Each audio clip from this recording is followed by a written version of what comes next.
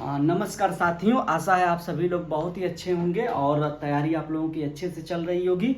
Bihar APO में science के कुछ टॉपिक हैं जिन्हें हम एक एक करके कवर करते हुए जा रहे हैं। तो आज हम बात करेंगे एक नए टॉपिक के ऊपर जिसे हम बोलते हैं knocking and octane number. Octane number आप समझ गए होंगे, यह हाइड्रोकार्बन से संबंधित है। नॉकिंग के बारे में आपको जानने से पहले थोड़ा सा इंजन के बारे में समझना पड़ेगा। हम जानते हैं कि इंजन जो होता है डीजल या पेट्रोल से चलता है, ईंधन से चलता है, जिसमें क्या होता है ईंधन जो जितनी भी गाड़ियां आजकल यूज की जा रही हैं उसमें जो इंजन यूज किया जाता है उसे बोला जाता है यह इंटरनल कंबस्टन इंजन है। इंटरनल कंबस्टन इंजन है। इंटरनल कंबस्टन इंजन है। ठीक है।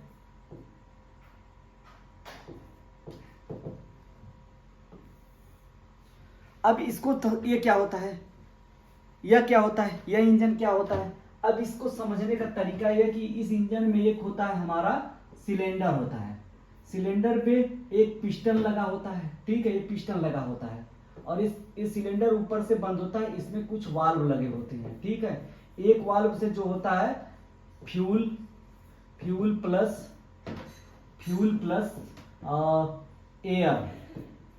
एयर का मिश्रण आता है। ठीक है, दूसरे से जो होता है, जो धुआं वगैरह होता है, स्मोक वगैरह जो होता है वह बाहर चला जाता है। ठीक है, यहां से एक से फ्यूल की फुहारें आती हैं, दूसरे से हवाएं आती हैं, तीसरे इससे जो है अपना जो है स्मोक वगैरह जो धुआं बनता है वो बाहर निकल जाता है। यह पिस्टन एक क्रैंक से जुड़ा होता है। जब इंजन स्टार्ट होता है तो पिस्टन नीचे की तरफ आता है, तो यहां से हवाओं को अंदर खींच लेता है। फिर इसके बाद जब यह पिस्टन ऊपर जाएगा तो हवाएं जो होती हैं कंप्रेस हो जाएंगी, और जब हवाएं कंप्रेस हो जाती हैं तो दूसरे नोजल से जो है इसमें फ्यूल की फुहारें इसके अंदर आएंगी। और जैसे ये नॉर्मल डीजल इंजन की बात कर रहे हैं, फुहारें जब आएंगी उसी टाइम पे ये हवाएं इतना ज्यादा प्रेशर में होती हैं, इतना ज्यादा इनके अंदर प्रेशर होता है कि ये इतनी गर्म होती है कि जैसे ही ईंधन इसके अंदर आता है ईंधन जल जाता है। और ईंधन जब जल जाता है तो एक थ्रस्ट पैदा करता है, एक धक्का लगाता है, नीचे की तरफ फोर्स पैदा करता है, जिससे यह पिस्टन नीचे आता है। जब पिस्टन नीचे आता है तो इंजन को मोमेंटम मिल चुका होता है, फिर पिस्टन ऊपर की तरफ जाएगा। जब फिर पिस्टन ऊपर की तरफ जाएगा तो जितना धुआं वगैरह है उसको यहां से वह निकाल देगा बाहर। जितना भी धुआं है इसके जरिए बाहर निकाल देता है, जो मतलब कि हमारा साइलेंसर वगैरह के जरिए या इंजन से बाहर चला जाता है। फिर पिस्टन नीचे आएगा तो फिर एयर को अंदर खींचता है, फिर उसे कंप्रेस करता है, फिर उस पर फ्यूल की जो है फुहारें आती हैं, फिर उसमें विस्फोट होता है, उसमें आग लगती है, फिर इंजन को एनर्जी मिल जाती है। ये क्रैंक को, ये जो हमारा ये पिस्टन है इसको धक्का लगता है और ये क्रैंक जो है इंजन से जुड़ा होता है। पूरा इंजन को मोमेंट मिलता है और इंजन से फिर हमारा पहिया वगैरह जुड़ा होता है और पूरा का पूरा हमारा इंजन चलने लगता है। यह नॉर्मल सी प्रक्रिया है इंजन को चलाने की। इसमें क्या होता है, इसमें कभी कभी ऐसा होता है कि अभी ये पिस्टन नीचे ही है, हवाओं को कंप्रेस ही नहीं किया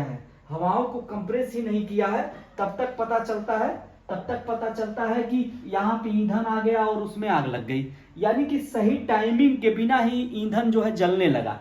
ऐसी कंडीशन में अगर सही टाइमिंग पे ईंधन जलने लगेगा तो जो भी ईंधन से हमको एनर्जी मिलनी थी वह एनर्जी नहीं मिलेगी। तो क्या होता है ऐसा कि जब फ्यूल और एयर का मिश्रण प्रॉपरली कंप्रेस होने से पहले ही जल जाए तो ऐसी कंडीशन में इस क्रैंक को पूरी एनर्जी नहीं मिल पाती है, क्रैंक के ऊपर पूरा बल नहीं मिलता है, जिससे इंजन का सॉफ्ट नहीं चल पाता है। तो हम कह सकते हैं कि अगर समय से पहले जो इसका अरेंजमेंट है उसके अगेंस्ट जाकर उससे पहले ही अगर ईंधन को जला दिया जाए, इग्नाइट कर दिया जाए, तो ऐसी कंडीशन में सिर्फ हमको इंजन से आवाज मिलती है, हमें इंजन जो है ईंधन की पूरी एनर्जी को नहीं ले पाता है। यह कंडीशन क्या कहलाती है, यही कंडीशन कहलाती है अपस्फोटन या नॉकिंग। यानी सिर्फ नॉक नॉक की आवाज आएगी, ड्राइवर महसूस करेगा कि इंजन में कुछ खटपट हो रही है, ईंधन तो जल रहा है लेकिन उस ईंधन की एनर्जी जो है एक धात्विक साउंड में, यानी कि जो इंजन में आवाज आती है जिसे हम बोलते हैं शार्प साउंड होता है, जिसे हम लोग शार्प साउंड भी बोल देते हैं, और उसको कहीं कहीं वो भी बोला जाता है डिटोनेशन नॉक भी बोला जाता है, डिटोनेशन नॉक बोला जाता है, डिटोनेशन नॉक ये भी बोला जाता है। शार्प साउंड यानी जैसे घंटा नहीं बजता है, टन से आवाज आती है, उसी तरह की आवाज आके रह जाएगी। यानी ईंधन की ऊर्जा जो पहिए को चलाने के लिए इस्तेमाल होनी थी वह साउंड एनर्जी में कन्वर्ट हो जाएगी। इसका मतलब है कि हमको जो है ईंधन से पूरी ऊर्जा नहीं मिली, क्योंकि ईंधन जो है, जो इसका अरेंजमेंट है उसके हिसाब से नहीं चला। ईंधन जो है समय से पहले ही जल गया। जब हवाओं को, जब यह पिस्टन ऊपर की तरफ जाएगा, जब हवाएं कंप्रेस्ड होंगी, उसी समय ईंधन में आग लगना था, उसी समय ईंधन को जलना था, लेकिन ईंधन पहले ही जल गया। यह घटना कहलाती है नॉकिंग या अपस्फोटन। इससे बचने के लिए क्या किया जाता है? इससे बचने के लिए कुछ एंटी नॉक कंपाउंड होते हैं, उनका इस्तेमाल किया जाता है। एंटी नॉक कंपाउंड जो होते हैं उनका इस्तेमाल किया जाएगा। एंटी नॉक कंपाउंड, इसमें जब ईंधन में इन कंपाउंड को मिला देते हैं तो थोड़ा सा ईंधन की टेंडेंसी बदल जाती है और ईंधन जो होता है सही तरीके से जलने लगता है। इसमें जैसे इसमें मिलाया जाता है TEL। TEL का मतलब होता है टेट्रा इथाइल लेड।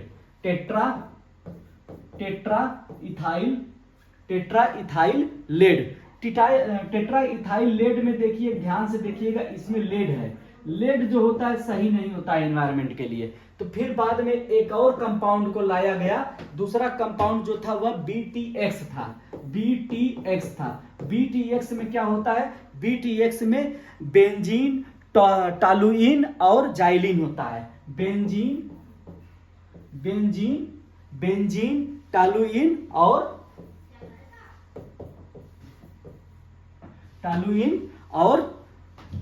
और जाइलिन होता है।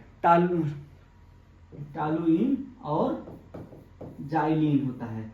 यह तीन आइटम मिलके BTX बनाते हैं। इनका इस्तेमाल किया जाता था क्योंकि लेड जो होता है वो इन्वायरमेंट के लिए अच्छा नहीं होता है, तो बाद में इनको मिलाया जाने लगा ताकि इंजन में जो नॉकिंग की समस्या हो रही है वो समस्या ना हो। इंजन का ईंधन प्रॉपरली इंजन के अंदर जले, और ईंधन से हमको इंजन को भरपूर एनर्जी मिले, वह एनर्जी वेस्ट ना हो जाए। अब इसके बाद हम आते हैं ऑक्टेन नंबर क्या होता है। ऑक्टेन नंबर दिखाता है कि वह हाइड्रोकार्बन वाला ईंधन कितना ज्यादा इफिशियंट है। एक्चुअल में ऑक्टेन नंबर रिवील्स और show the efficiency of fuel. अगर फ्यूल बहुत ही अच्छी क्वालिटी का है तो इसका मतलब यह है कि ऑक्टेन नंबर हाई है। अगर अच्छा ईंधन है, अच्छा पेट्रोल है, अच्छी कैटेगरी का पेट्रोल है तो उसके ऑक्टेन नंबर को बढ़ाया जाएगा। अगर उसका ऑक्टेन नंबर लो है तो अच्छा पेट्रोल नहीं होगा, उससे हमें कम एनर्जी मिलेगी, इंजन के लिए भी सही नहीं होगा। तो हाई ऑक्टेन नंबर का जो फ्यूल होता है, ईंधन होता है, वही इंजन के लिए सही होता है। तो ऑक्टेन नंबर क्या होता है? Octane number show the quality of fuel. Quality of fuel को शो करता है। यह दिखाता है कि क्वालिटी कितनी अच्छी है फ्यूल की। ज्यादा हाई ऑक्टेन नंबर क्या होता है? हाई ऑक्टेन नंबर का मतलब होता है क्वालिटी ऑफ फ्यूल की क्वालिटी अच्छी है। फ्यूल या पेट्रोल या डीजल की क्वालिटी अच्छी है, ठीक है। तो हाई ऑक्टेन नंबर क्या दिखा रहा है? हाई ऑक्टेन नंबर दिखा रहा है कि जो फ्यूल है उसकी क्वालिटी अच्छी है। लो ऑक्टेन नंबर का मतलब है इस फ्यूल से हमें पर्याप्त अच्छे तरीके से एनर्जी नहीं ले पा रहे हैं, इसमें पॉल्यूटेंट ज्यादा है और इंजन के लिए सही नहीं है। बहुत ठंडे प्रदेशों में, अब एक और चीज देख लेते हैं। बहुत ही ठंडे प्रदेशों में यह देखा गया है कि वहां पे जब टेम्परेचर -20 -30 डिग्री सेल्सियस तक जाता है तो ईंधन होता है, जो फ्यूल होता है, वो सही से काम नहीं करता है। उतना ठंडा होने के बाद वह चिल्ड हो जाता है, जम जाता है, जिसकी वजह से वह ईंधन सही से कार में काम नहीं करता है। तो इसके लिए ईंधन में जो है एंटी फ्रीजिंग एजेंट मिलाए जाते हैं। ये कहां पे होता है? बहुत ही ठंडे प्रदेशों में होता है, जैसे अलास्का वाला रीजन हो गया, रसिया का एरिया हो गया, नॉर्वे वगैरह के एरिया हो गए। जब ठंडक वहां पड़ती है तो पता चलता है कि कार बाहर खड़ी है, उसके ऊपर ही बर्फ जम गई है। तो ऐसी कंडीशन में क्या होता है कि कार के अंदर का फ्यूल जो होता है एकदम ठंडा हो जाता है, चिल्ड हो जाता है, जम जाता है, जिसकी वजह से कार स्टार्ट ही नहीं होती है। तो बहुत ही ठंडे प्रदेशों में, यानी कि हम कह सकते हैं कि हाई एल्टीट्यूड, हाई लैटिट्यूड या हाई लैटिट्यूड की बात करेंगे। हाई लैटिट्यूड वाले देशों में यह होता है। हाई लैटिट्यूड वाले देश जैसे हो जाएगा आपका आइसलैंड हो गया, फिनलैंड हो गया, आपका अलास्का हो गया, अलास्का का रीजन हो गया, अलास्का का रीजन हो जाएगा, साइबेरिया हो गया हमारा, रसिया का एरिया हो गया। तो जो हाई लैटिट्यूड के देश हैं वहां पे क्या होता है कि बहुत ज्यादा ठंड पड़ती है। बहुत ज्यादा ठंड पड़ने से कार का फ्यूल जो होता है वह फ्रीज हो सकता है, फ्रीज हो जाएगा, बहुत ही ज्यादा ठंडा हो जाएगा। तो नतीजा क्या होगा, फिर हम इस कार को स्टार्ट ही नहीं कर पाएंगे। तो ऐसी दशा में लोग कार में पेट्रोल के साथ साथ, फ्यूल के साथ साथ एक ईंधन एक पदार्थ डलवाते हैं, एक लिक्विड डलवाते हैं, जिसे एथिलीन ग्लाइकॉल बोला जाता है। एथिलीन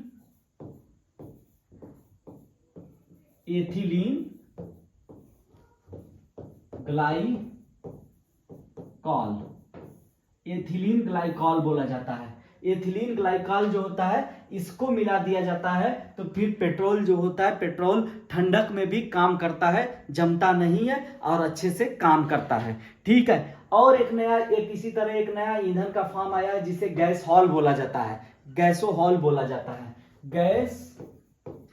गैसोहॉल का मतलब क्या होता है? गैसोहॉल का मतलब होता है कि इसमें 90% लेड फ्री, देखिए लेड फ्री फ्यूल होना चाहिए, लेड फ्री पेट्रोल होना चाहिए।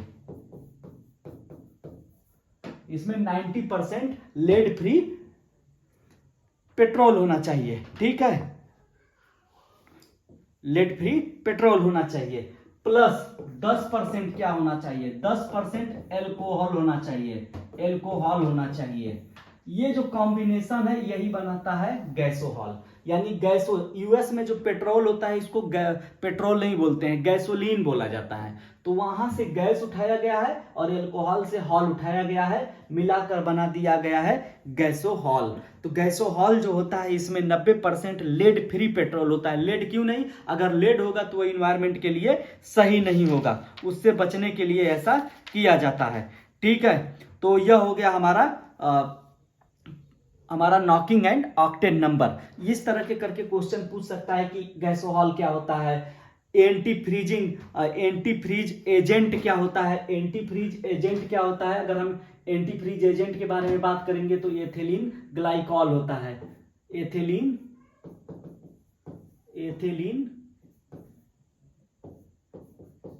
ग्लाइकॉल होता है। ठीक है, एथिलीन ग्लाइकॉल होता है, फ्यूल को फ्रीज होने से बचाता है। ऑक्टेन नंबर से आप क्या समझते हैं? ऑक्टेन नंबर होता है हाइड्रोकार्बन की, जो है हाइड्रोकार्बन फ्यूल की क्वालिटी को दर्शाता है, स्पेशली पेट्रोल डीजल की क्वालिटी को दर्शाता है कि ये कितना अच्छा फ्यूल है। हाई ऑक्टेन नंबर का मतलब होता है कि यह फ्यूल जो है बहुत अच्छा है, इससे कम पोल्यूटेंट निकलेंगे, कम खतरनाक होगा, इससे ज्यादा एनर्जी मिलेगी। ठीक है, यह सब चीजें होती हैं। एंटी नॉकिंग कंपाउंड के बारे में समझ गए। एंटी नॉकिंग कंपाउंड क्या है? इस तरह करके आपको दे देगा, चारों ऑप्शन दे देगा, पूछ लेगा इसमें से एंटी नॉकिंग कंपाउंड कौन कौन से हैं। ये दे देगा, इसको दे देगा, ऑक्टेन नंबर क्या बोलते हैं इसे दे देगा, एंटी फ्रीजिंग गैसोहॉल दे देगा, आपका एथिलीन ग्लाइकॉल दे देगा। इस तरह करके ऑप्शन देके उसमें पूछ लेगा कि एंटी नॉकिंग कंपाउंड क्या है। इस तरह करके भी पूछ सकता है, या वन लाइन में भी लिखने के लिए आपको दे सकता है। तो यह पूरा का पूरा हो गया हमारा नॉकिंग एंड ऑक्टेन नंबर। अच्छे से एक बार इसको देख लीजिए, समझ लीजिए। Thank you very much.